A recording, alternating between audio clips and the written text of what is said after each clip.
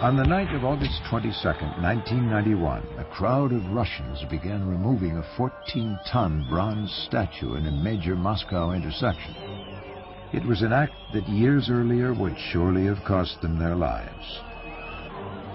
But on this night, as democracy was budding in the Soviet Union, the statue represented all that was wrong with the country. For those in attendance, its removal signified the end of an era.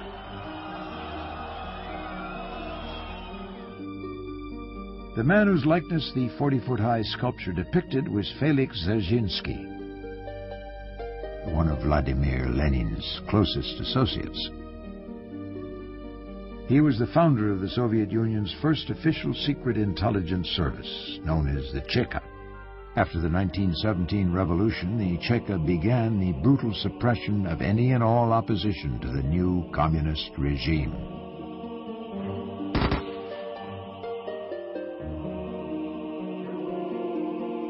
After Lenin's death, Joseph Stalin consolidated his grip on the Soviet state by utilizing the newly powerful Secret Service as his personal instrument of control. First, Stalin eliminated his political rivals. Then he unleashed an unparalleled reign of terror against ordinary Soviet citizens. Throughout the 1930s and 40s, millions died in bloody purges at the hands of Stalin's secret police, now called the NKVD. The NKVD spread a deadly network of agents around the world. Assassins routinely murdered ideological opponents abroad, the most famous being Trotsky, who was assassinated in Mexico in 1940. And NKVD spies routinely gathered vital military secrets from friends and foes alike. They penetrated top-secret British and American nuclear facilities and provided Russian scientists with highly detailed information on America's development of the atom bomb.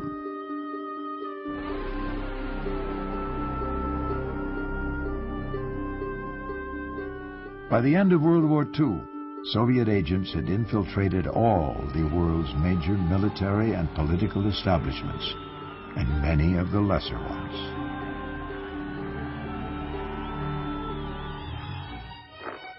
At the beginning of the 1950s, the NKVD got a new name, one that would instill terror in the Western world: the KGB.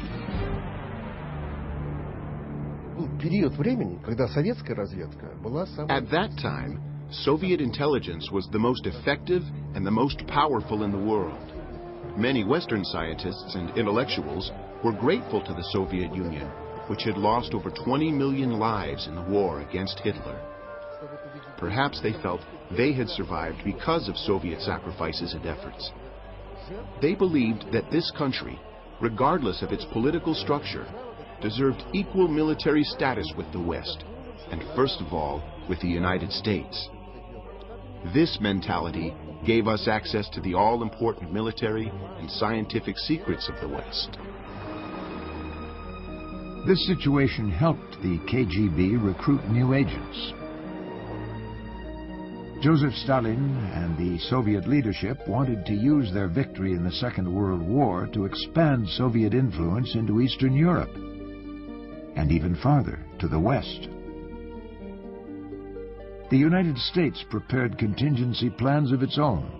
One plan even provided for a nuclear attack on 20 major Soviet cities and industrial centers, including Moscow and Leningrad. The line was drawn, with the United States and Great Britain leading NATO countries on one side and the Soviet Union and the Warsaw Pact countries on the other. For the KGB, the United States became enemy number one. The Cold War had begun. In order to counteract Soviet expansion, the U.S. set up a chain of military bases capable of delivering nuclear strikes into the heart of Russia. Bases were located in Great Britain, Italy, Turkey, and many other countries. In 1946, we started working against the American and British military's strategic bases, which had been set up to encircle the Soviet Union. We made plans to destroy them in case of war. We had selected and trained quite a number of agents, which we had handpicked from our prisoners of war. They were the ones who were to carry out these operations. Beginning in 1946, Stalin initiated an active campaign to thwart perceived American influence within the Soviet Union, including within the KGB itself. Stalin wanted to cut off the country from all Western influence. He instituted show trials against so-called Westernizers. Along with tightening the screw against foreign influence, Stalin also started a fierce campaign against Soviet Jews as a result of the failure of his Mideast policy. In 1948, Stalin had planned to use Israel as a key Soviet stronghold in the Middle East. He knew that many of the Israeli leaders, such as President Golda Meir, were former socialists, born or educated in Russia. He believed that world Jewry would be grateful to the Soviet Union for its major contribution to the defeat of the Nazis. On Stalin's orders, Soviet intelligence secretly supported the Jews in Palestine in their struggle against the British.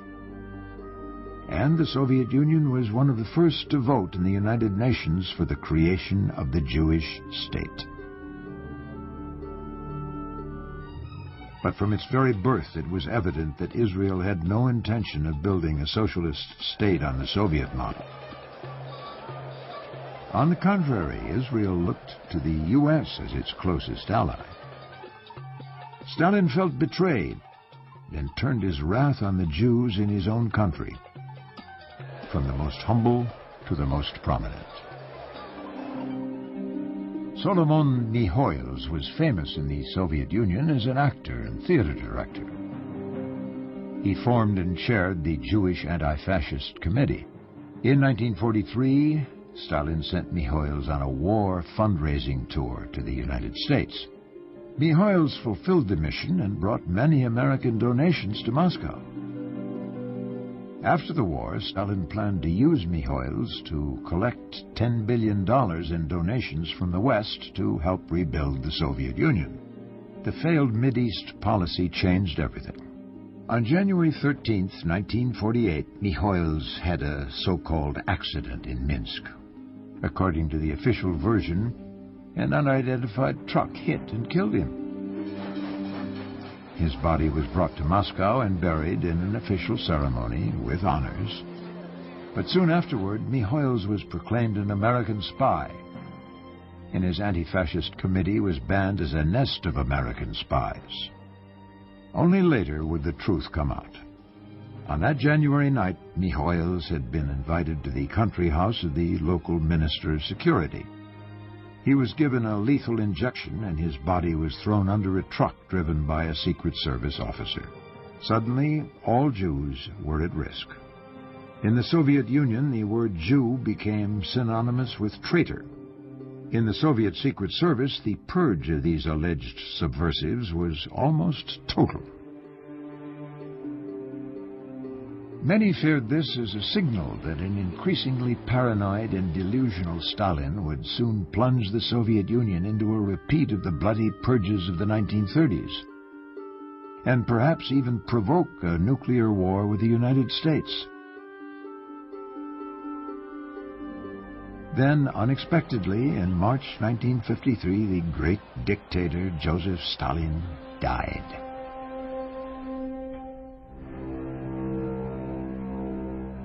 A new Soviet leader emerged, Nikita Khrushchev, and he would use the KGB agents as his frontline troops in the Cold War.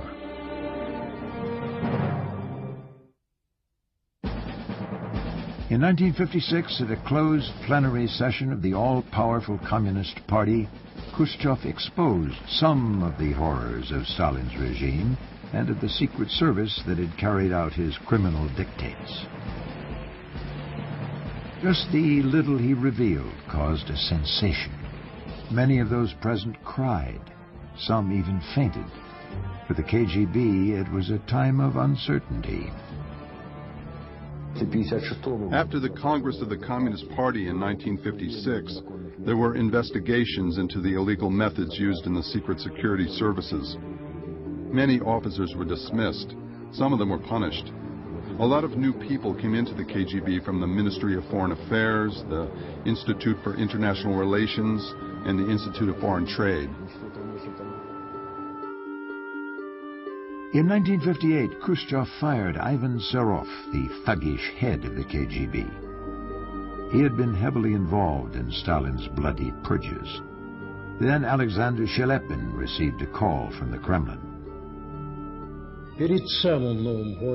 Just on the eve of the new year, Khrushchev called me in for a meeting. He said he would recommend me for the position of the new head of KGB.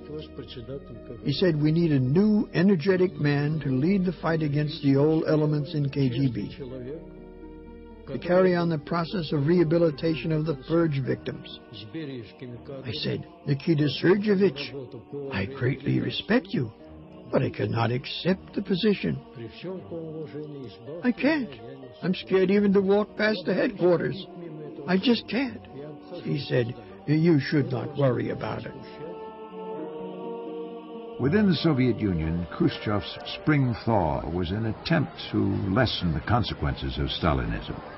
He opened the notorious gulags, scenes of unspeakable atrocities. He released political prisoners and rehabilitated the reputations of thousands of victims of the purges. On the other hand, Khrushchev became a militant cold warrior, sending in troops to crush the Hungarian uprising of 1956, and pounding on his desk at the United Nations, shouting that he would bury the United States. Khrushchev didn't hesitate to use KGB operatives in his attempt to achieve that goal. The first victims of the KGB were Russian opponents in exile from the communist regime or defectors to the West. They were traitors sentenced to death by our court. Traitors had to be executed, but the West was hiding them, changing their appearance with plastic surgeries, moving them from one place to another. One night there, another day here. Yes, we were hunting them, and we didn't always succeed in finding them, but sometimes we did. There were cases of fatal car accidents, or somebody would die in the street from alcohol poisoning. Others just kicked the bucket, with our help or without. It's difficult to tell for sure now. As for the political killings, well, those were exceptional cases. In 1957, while Moscow hosted a World Peace Festival for students, a KGB assassin killed Lev Rebet, a vociferous anti-Soviet thinker in Germany. 2 years later, Stefan Bandera, the leader of the Ukrainian nationalist organization abroad, was murdered in his home in Munich, Germany. Both Rebet and Bandera were murdered by one of the KGB's most reliable and expert assassins, Bohdan Stashinsky. His method was both ingenious and horrific. He sprayed his victims with a high dosage of cyanide mist. They inhaled the lethal cyanide and suffered immediate and fatal cardiac arrest. The KGB regarded killing people abroad, as well as in the Soviet Union, as a normal part of its operations. It stopped in the early 1960s, not because it had decided that it was wrong to kill people, but because there were several defectors in Germany.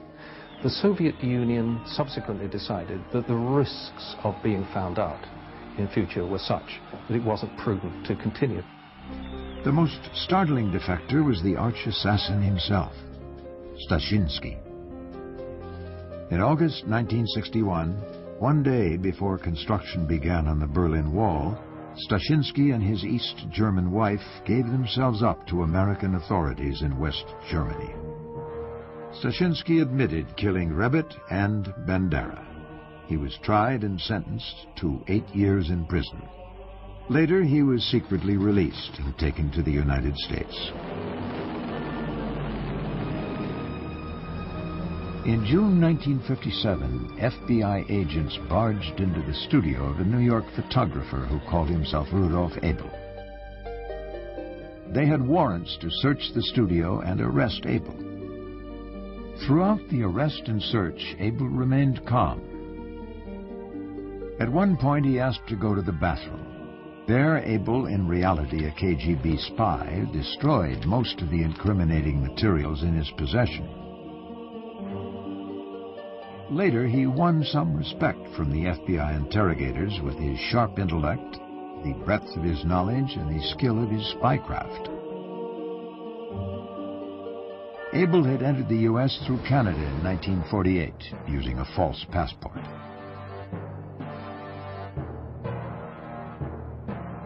Over the course of 9 years, he set up and ran from his New York studio what was perhaps the most effective Soviet spy operation ever. Colonel Rudolf Abel was probably the best spy that Soviets ever had in the United States. He was more a spy master than a spy. In other words, he ran an organization. He was trained in the Soviet Union, fluent in several languages. He ran a network out of New York. People would report to him and he would handle their reports. I believe to this day the extent of his activities is not known. Rudolf Abel's agents passed him information on nuclear weapons, the newest strategic and technological developments in the American military, as well as highly confidential political secrets. Abel was sentenced to 30 years in prison. The Russians, however, wanted their valuable spy back. Their chance came in 1961. On May 1st, Soviet missiles shot down an American spy plane, the U-2, over Soviet territory. The pilot, Francis Gary Powers, was captured. The Soviets offered to exchange Powers for Abel. By an official letter, President Kennedy agreed to the exchange of the two top spies.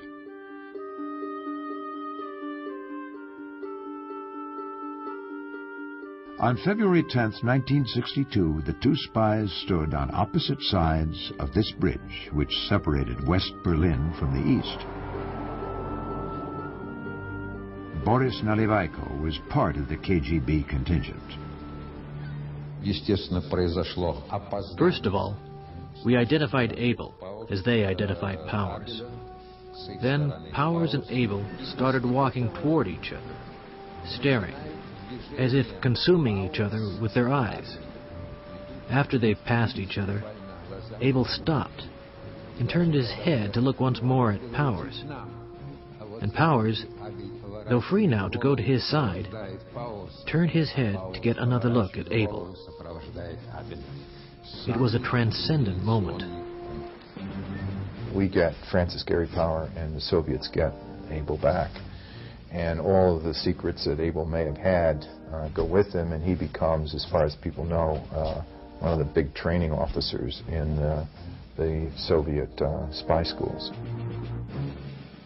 The FBI had put a stop to Abel, but not to Soviet spying in the U.S. 10 months after the historic exchange of Abel for Powers, a sergeant of the American Army was informed that he had been promoted to major in the Soviet Army. With the promotion came Soviet Premier Nikita Khrushchev's personal congratulations.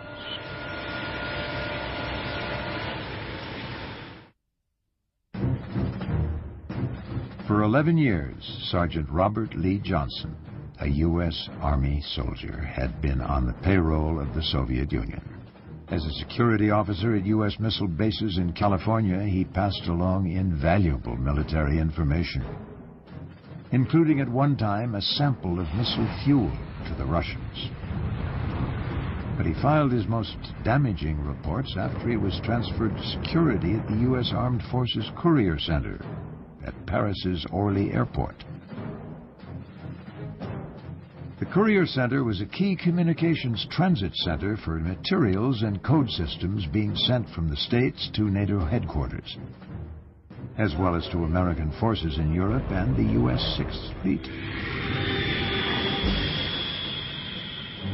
In February 1961, Johnson walked out of the Courier Center with a small briefcase stuffed with secret documents. KGB officer Vitaly Izhumov was Johnson's handler in France. We had 2 tag teams working on the case. The first team took the documents from Johnson and brought them back to the city, where they handed it over to a second team. The second team smuggled the materials into the Soviet embassy. There, our specialists opened the envelopes, photocopied the papers, put everything back, resealed the envelopes, and returned them to the first team to return to Johnson. This operation was repeated 17 times. For Moscow, it was an incredible windfall. The Soviets got unprecedented access to vital American military secrets, including U.S. and NATO defense plans in Europe, the quantity and location of nuclear missiles in Europe, and most importantly, descriptions of American coding systems. The operation was slick and extremely professional. It might have gone on for years, but for the unexpected. In 1964, a KGB officer, Yuri Nozenko, defected to the West. He exposed Robert Johnson, who was subsequently arrested, tried, and sentenced to 25 years in prison. Johnson's arrest was a great loss for the KGB, but not a fatal one. KGB operatives were masters at compromising and recruiting new spies. If the KGB gets some material, compromising material on a person, mainly it is connected either with sexual or with homosexual affairs or something, they usually show the material. If a person rejects the offer, they send this material to his superiors or to the relatives. But the most popular approach when you recruit a person is gradual approach. On an ideological basis, you see common ideology, or you're a left-winger, I'm a left-winger. George Blake was recruited because of his ideology. During the Korean War, he worked as a British intelligence officer. But Blake was captured by the North Koreans and in 1951 recruited by the KGB. In 1953, he was released from a prisoner of war camp and returned to Britain. He resumed work in anti-Soviet intelligence. No one suspected that George Blake had become a double agent. As Blake himself later admitted, he betrayed almost 400 Western agents working against the Soviet Union and the Eastern Bloc. George Blake was informed of one of the most ambitious Western intelligence operations against the Soviets in the 1950s. It was Operation Gold Stopwatch, a joint British CIA operation to dig a tunnel from West Berlin into East Berlin to access and tap into key East German and Soviet communication lines. A delegation of senior CIA officers came to London to discuss with the British side the details of such an operation. I was the secretary who kept the notes of the meeting, so I was fully informed of what was going on. The information concerning the operation you could get on a small piece of paper, because all that was needed really was to know which cables were going to be attacked, where the tunnel ran. At my next meeting with my Soviet contact, I was able to pass this information. The Russians, seizing on the value of keeping their knowledge of the tunnel secret, let it exist for 2 years, spreading a great deal of misinformation over the tapped lines. Finally, in 1956, Soviet technicians accidentally discovered the tunnel while making cable repairs. Nobody suspected George Blake, He was revealed only after a defector, the deputy head of Polish intelligence, Mikhail Golinewski, exposed him. On April 12, 1961, the same day that Yuri Gagarin became the world's first man in space, a British newspaper revealed that Blake had been arrested on espionage charges. Blake received an unprecedented prison sentence, 42 years. Later, he would say that Gagarin's spaceflight and the triumph of the Soviet space program was a major source of moral comfort. It confirmed for him that he had been right to help the world's most socially progressive country build a better future for humankind. In 1966, with the help of an Irish Republican Army member, Blake managed to escape. He spent 24 hours in a hidden compartment of a minivan that brought him to the border of West and East Germany. His arrival in the East was as awkward as it was unbelievable to the guard who greeted him. There was an East German frontier guard, and I went up to him, and I said I wanted to talk to the Soviet officer, and then after about half an hour, a young man came, and I said who I was, and would he please report to Moscow to say that I had arrived. He said, well, it was late, it was by that time 2 o'clock in the morning, and there was very little he could do at that time, but he would make arrangements for me to spend the night at the frontier post, and the next morning about 8 o'clock the door opened and in stepped one of the comrades from the Soviet intelligence service with whom I had worked for several years in London and who knew me personally. And when he saw me, he said, that's him. In Moscow, George Blake was rewarded with a large flat and a country house. He married a Russian woman and worked as a translator for more than 30 years until his death in Moscow in 1996. His counterpart, a high-ranking Russian military intelligence officer, was not so lucky.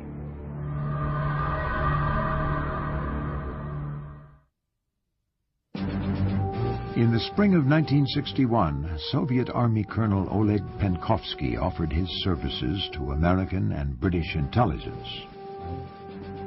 Penkovsky was a remarkable catch. He'd received Russia's highest military awards for bravery in World War II. He'd mingled with the leading members of Soviet society, and his friends and patrons were highly positioned military officers.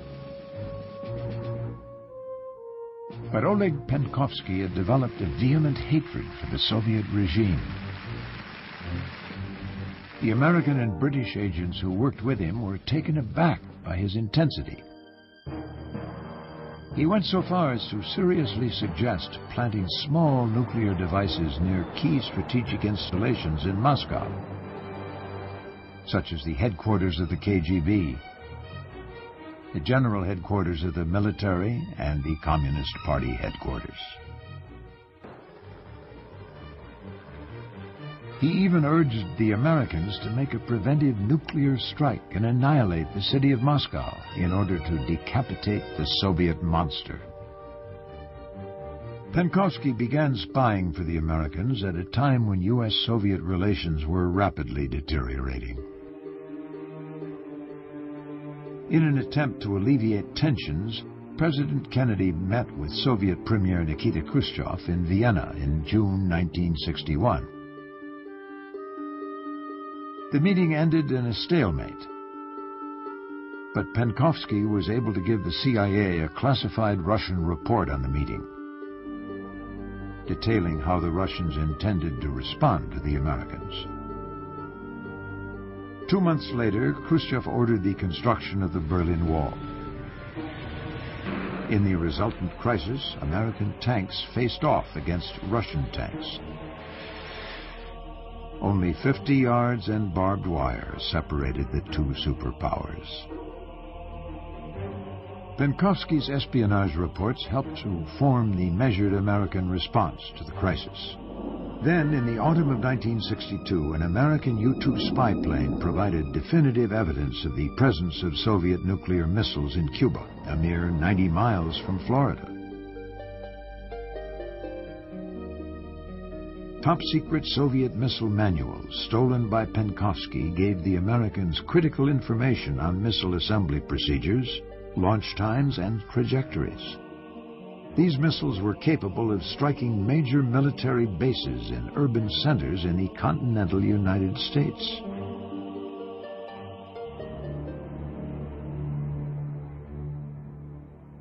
Kennedy demanded that Khrushchev remove the missiles.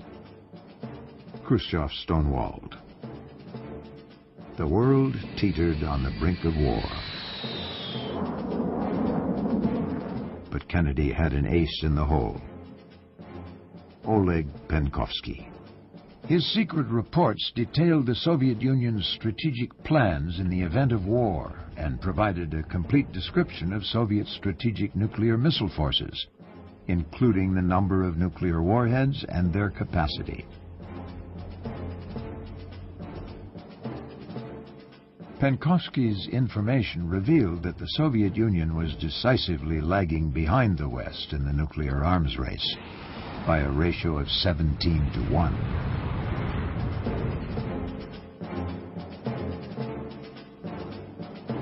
Another player suddenly became important in this tense showdown. He was a KGB agent based in the Soviet embassy in Washington. The CIA knew him as Fomin. His real name was Alexander Feklisov. At the height of the crisis, Alexander Feklisov and American journalist John Scully met in a Washington restaurant. Feklisov knew that Scully was close to the Kennedys. Scully was aware of the nature of Feklisov's real activities.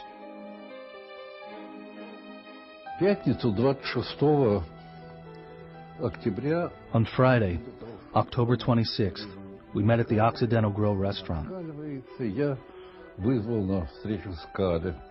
situation was increasingly aggravating. Scully said, "It's a hard time for Kennedy, you know. The army is pushing for a military solution. They want to go in and bomb all the Soviet installations on Cuba, and then invade Cuba and depose Fidel Castro." I answered, "If you invade Cuba, then Khrushchev will retaliate, most likely in West Berlin."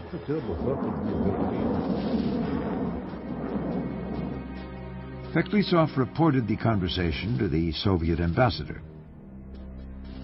Scully briefed President Kennedy. That same evening, Scully and Feklisov met again.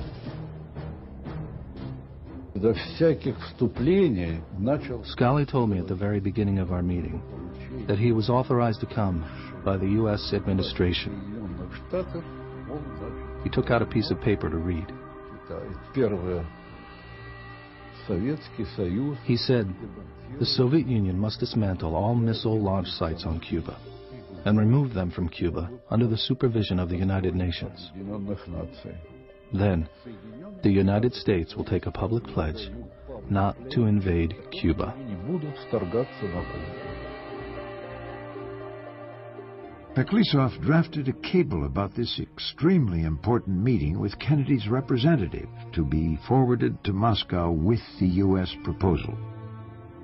When Feklisov came to the Soviet ambassador in the U.S. to ask him to send the cable about the meeting with Scully, the ambassador refused. He did not dare.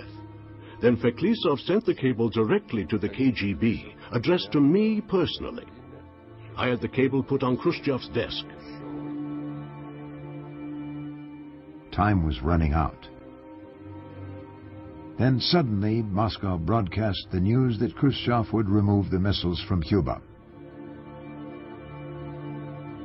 The world stepped back from the brink of nuclear destruction.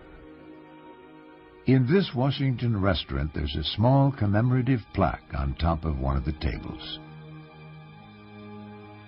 It reads, "At this table, during the tense moments of the Cuban crisis in October 1962, a Russian offer to withdraw missiles from Cuba was passed by the mysterious Mr. X to ABC TV correspondent John Scully."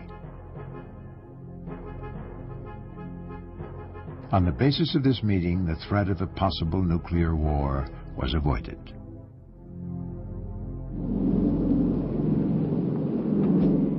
Khrushchev's erratic policies, both abroad and at home, had made him powerful enemies within the Soviet hierarchy. Some experts suggest that Oleg Penkovsky may have been used by them to get at Khrushchev. Penkovsky добывающий офицер. Penkovsky was an officer with limited clearances. He had no authorization to know the secrets of the Soviet General Headquarters, such as how many strategic missiles we had, what kind they were, how they were armed. But somehow Penkovsky found out. Somebody had to give him access to these documents. Oleg Penkovsky's secret informants are a mystery to this day. But it is known that the Army's top echelons were increasingly dissatisfied with Khrushchev and his nuclear brinksmanship. It may be that by channeling information through Penkovsky, the Army's top echelons were trying to undermine Khrushchev. By now, time was running out for Penkovsky. The KGB was hot on his trail. We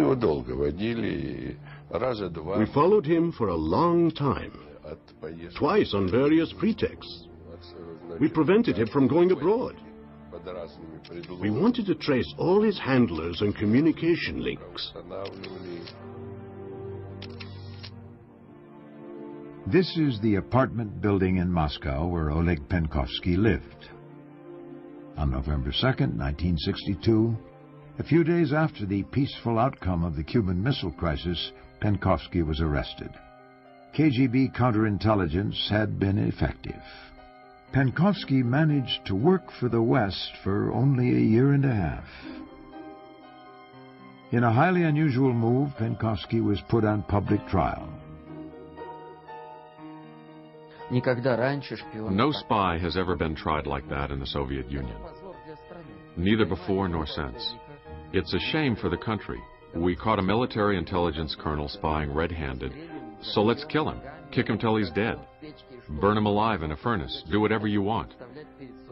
But why expose him to the whole world? My explanation is that it was necessary to show the world that he was alone, acting on his own with no collaborators. It was a show trial, to prove that there was no conspiracy. But I think that there was a group of highly placed people acting through him. Penkovsky was sentenced to death and executed.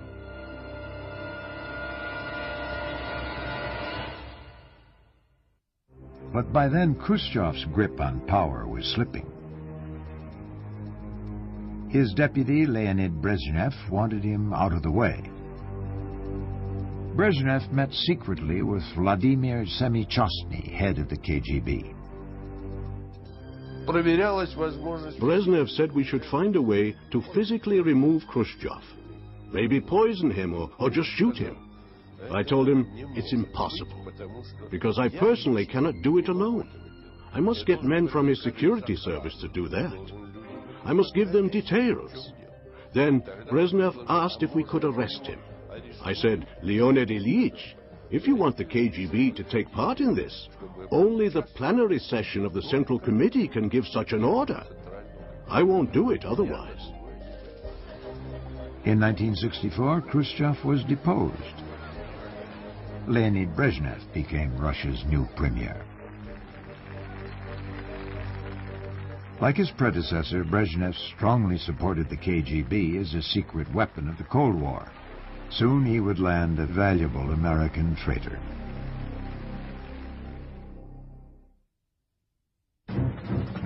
In 1968, Czech Premier Alexander Dubček, riding a wave of popularity, moved to make his country more democratic. Leonid Brezhnev crushed the Prague Spring with tanks. The KGB was among the first to feel the backlash of the brutal suppression of the democratic movement in Czechoslovakia. 1968 was a black year for the KGB. After the events in Czechoslovakia, some of our foreign agents working for ideological reasons refused to cooperate with us. The Soviets felt the reverberations for years. In 1971, in an unprecedented move, the British government expelled 105 Soviets suspected of espionage activities. Similar expulsions followed in other European countries. It was an unanticipated and serious blow to the KGB. It became harder to place our agents. The Americans and British started doing what we had been doing since the October Revolution. They infiltrated our service even more. At times they created an impression that we had a big success, and years later we found out that we had been taken in by a double agent. We became cautious, afraid to make a move. They achieved their goal.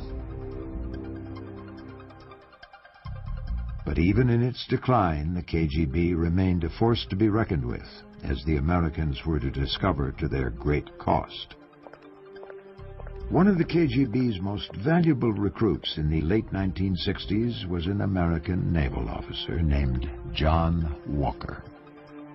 About 1967, and the records vary whether it was 67, 68, Walker literally walked into the Russian embassy and offered to spy for them.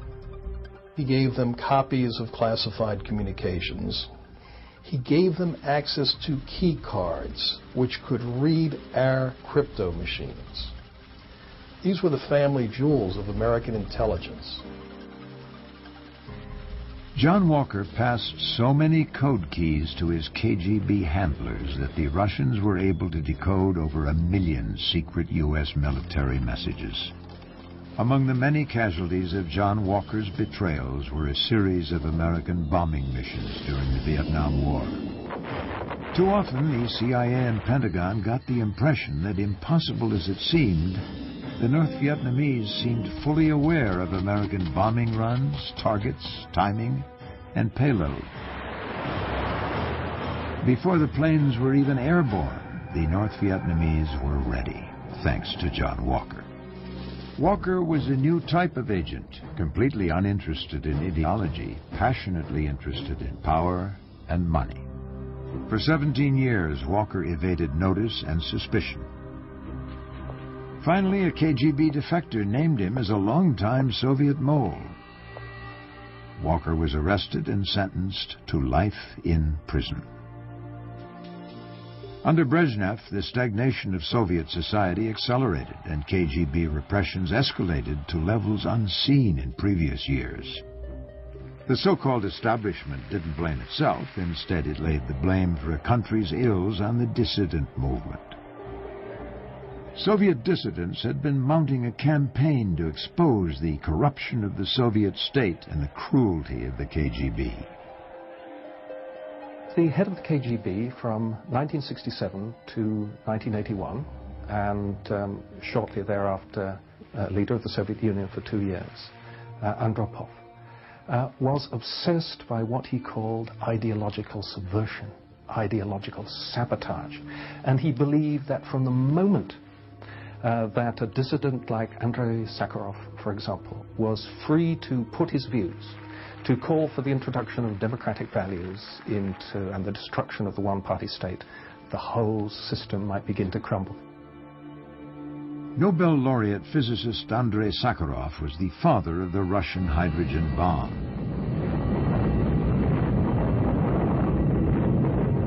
He became the most outspoken and fearless leader of the Soviet dissident movement. The Soviet authorities retaliated by sending him into indefinite exile in the town of Gorky. With the help of doctors, the KGB did everything possible to drive the scientist insane. They watched him 24 hours a day. But Sakharov was still lucky. Thousands of other lesser-known dissidents were forced to serve their terms in mental institutions and prisons.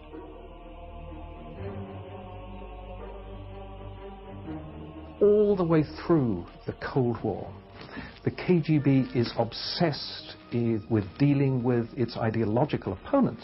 It's not simply an intelligence-gathering organization. In the last years of the great Soviet Empire, the ever-growing number of KGB defectors to the West marked the decline of the once mighty communist state. More Secret Service officers fled to the West in the last 15 years of the Cold War than in all the previous years of the Soviet Union's existence. In 1974, British intelligence recruited a high flyer in Soviet intelligence in the KGB, Oleg Gordievsky. And by the time that he was discovered in 1985, he was actually the head of Soviet intelligence operations in Britain. He made one of the great escapes in the history of intelligence. He became the first and only KGB officer in the history of the Soviet Union to manage to escape from the Soviet Union while he was under surveillance. I worked for Great Britain in total for 11 years. From the very start, I knew I could be arrested and executed at any moment. Then the KGB caught me. I was taken from London to Moscow, and the KGB drugged and interrogated me. Even under drugs, Oleg Gordievsky revealed nothing. But he knew his time was running out. My apartment was completely bugged. KGB agents followed me in the street wherever I went. How did I feel? I was terribly scared. I felt like a rabbit followed by a pack of pythons. I knew they could kill me any day. It was a terrible feeling. There was a moment during the days of the Moscow International Youth Festival when they eased up their grip on me, and I decided I must flee. One morning, Gordievsky donned his jogging outfit and left his Moscow apartment for his morning jog. First, he followed his usual route. Then, he simply disappeared. According to the plan of escape, Gordievsky was to get to Leningrad. He did so by frequently changing his mode of transport from car to train and back again to shake off any KGB tail.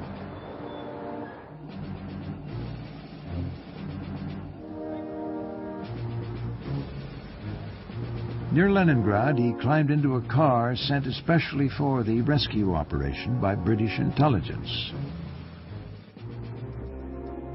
A few hours later, Oleg Gordievsky successfully crossed the Finnish border in the trunk of the car.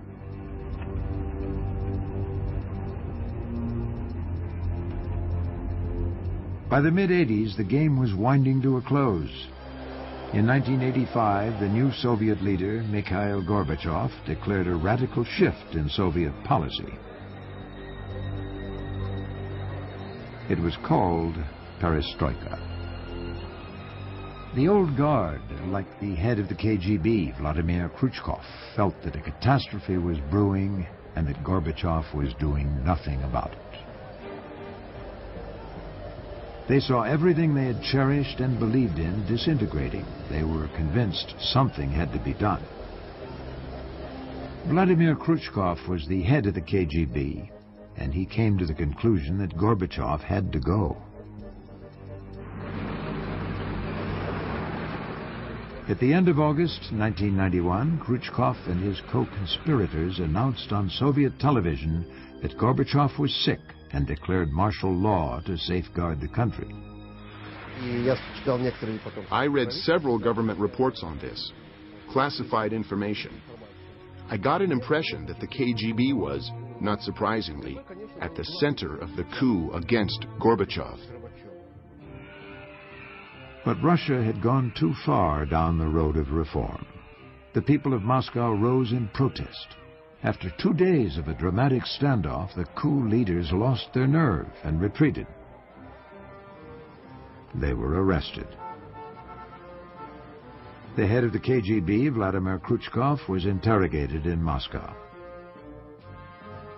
But Gorbachev's own poor performance during the coup cost him the support of the country. The new hero was Russian President Boris Yeltsin. Addressing a crowd of thousands gathered in front of KGB headquarters in downtown Moscow, Yeltsin promised Russians that the old KGB would be reformed. That promise is what spurred a cheering crowd to remove the symbol of the old communist regime. The monument to the founder of Soviet secret intelligence, Felix Dzerzhinsky. By the end of 1991, the old KGB ceased to exist along with the Soviet Union itself. A long story, full of sound and fury, of deceits and betrayals, of death and torture, and at times of great bravery, daring, and ingenuity, had come to an end.